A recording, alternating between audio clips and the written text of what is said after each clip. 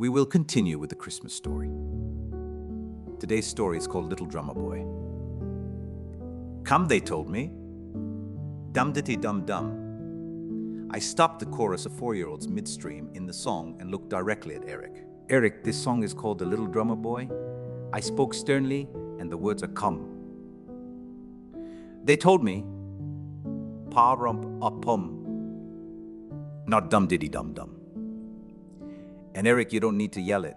We can hear you above everyone else. Just sing, Eric. You know, sing. Eric had 2 speeds. On and off. I never saw off. I imagine off happened for Eric sometimes between 1 and 3 a.m. that is on a good night. This little shiny-faced wisp of a boy had more unspent, undirected energy than any child I had ever met. He simply could not hold still. He shifted, he twitched, he giggled, he yawned, and when he sang, he yelled. He smelled of soap and brow cream and clothes that had been hung outside on the line to dry. 2 yellow striped t-shirts, faded and frayed at the neck, a pair of blue jeans and a red hooded sweatshirt constituted his entire wardrobe. But his clothes were always clean. His shirts were worn one day, washed the next. His jeans were worn all week, but they were always clean and creased on Monday morning when Eric arrived on the bus from the other side of town. Monday morning's public preschool always found Eric scrubbed, spit-polished and ready for action. This little boy was obviously loved, and I must admit there was a lot of Eric that was lovable. Through all his perpetual motion, he smiled. In fact, he never quit smiling. His face carried a non-stop, tooth-filled grin. And when Eric's grin caught you head-on, it was impossible to stay angry at him. 3 times a week, on the front row of my preschool chorus, there stood Eric grinning and yelling, although in all fairness to him, he thought he was singing. It's just that Eric loved to sing, and he belted out those Christmas songs through that grin, as though his life depended on it. He raised the roof, if not our spirits. There were, however, a couple of problems with that. Eric was in a group of 6 children, bussed from the other side of town in an effort to achieve racial equality. His enthusiasm alone made him the uncontested star of the chorus. Some of the mothers were not too fond of Eric, one of those other children stealing the show. Eric could never remember the words. His enthusiasm also made him a natural leader, and soon the whole chorus was singing "Come, they told me, dum-ditty-dum-dum," and then peeling off into uncontrolled laughter. I was trying to work on both problems. I sent the words to the song home with Eric to memorize. And some of the mothers were making stiff, white collars with big red bows, so this chorus of middle-class children sprinkled with the ragtag bunch, as one mother called them, would look unified even if they didn't sound it. That's it. I raised my voice and stopped the chorus. We are not singing about the 7 dwarves here. This is a Christmas song. A very special Christmas song about a little boy just like you. Except he lived long ago at the time when baby Jesus was born. He was very poor and young, but he wanted more than anything to visit the newborn baby in the manger. When he got there, he saw kings and wise men and people like that waiting to see the baby Jesus. They all had expensive gifts to give the Christ child. Things like gold and jewels and perfume. Well, when the little boy saw all those fancy people with all their fancy gifts, he just about turned around and went home. I mean, he was just a little kid. A poor little kid at that, with nothing to give. About the only thing he could do at all was play his drum. But then he looked around and realized that the baby Jesus was poor too. That he was born in a stable that's like a barn where they kept the animals.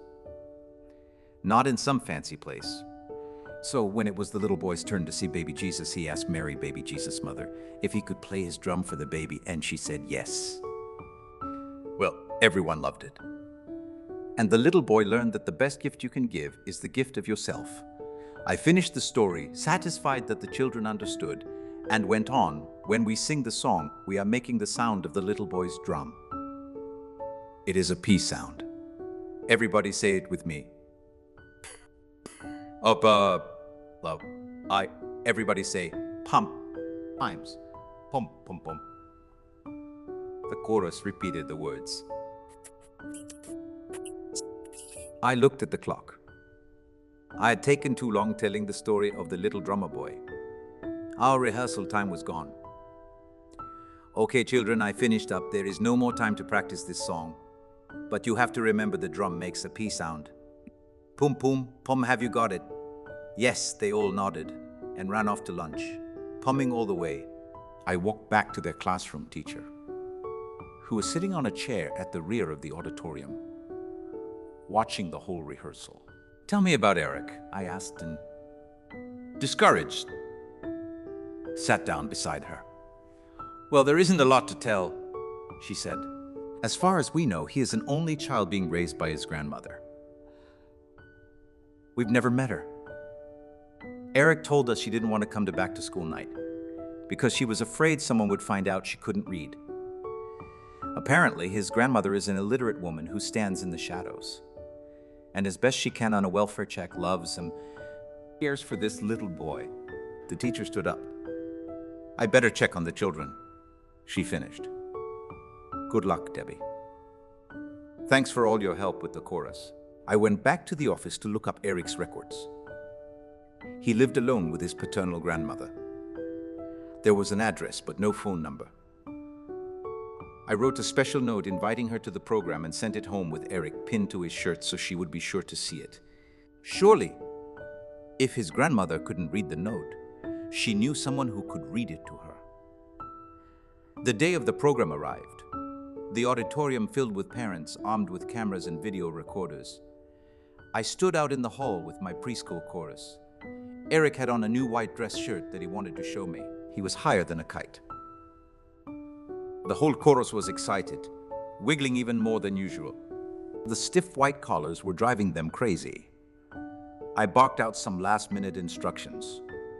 They were not to touch those collars while they were singing, even if they were itching to death.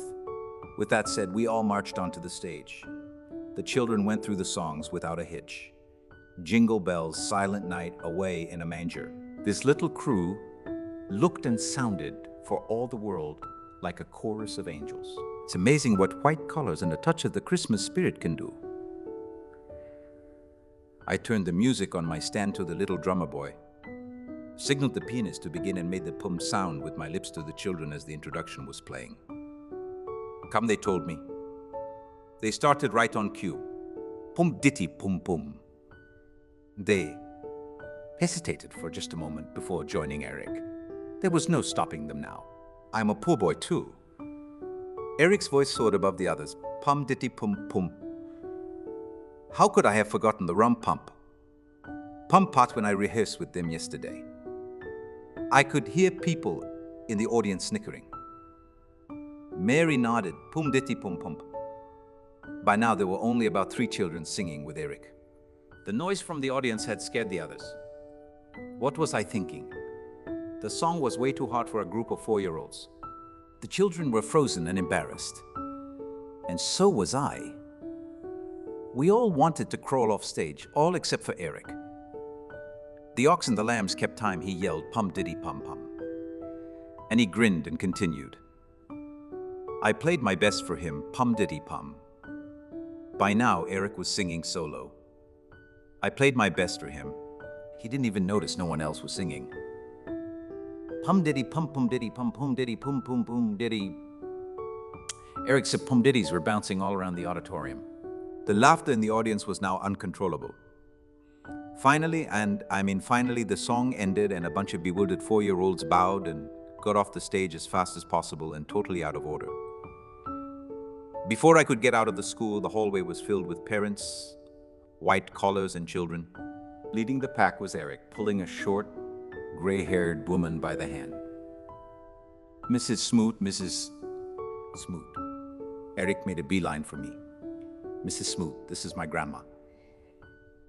He dragged her up to my side and grinned. She rode the bus all the way up here to see the program. He was obviously pleased she had made the trip. She wanted to tell you thanks, he continued in his yelling, Eric voice. I turned to his grandmother and started to speak. Well, I'm very happy to meet you. Eric is... There was a vacant stare in her bright eyes. I noticed large hearing aids in both ears. She smiled, obviously confused.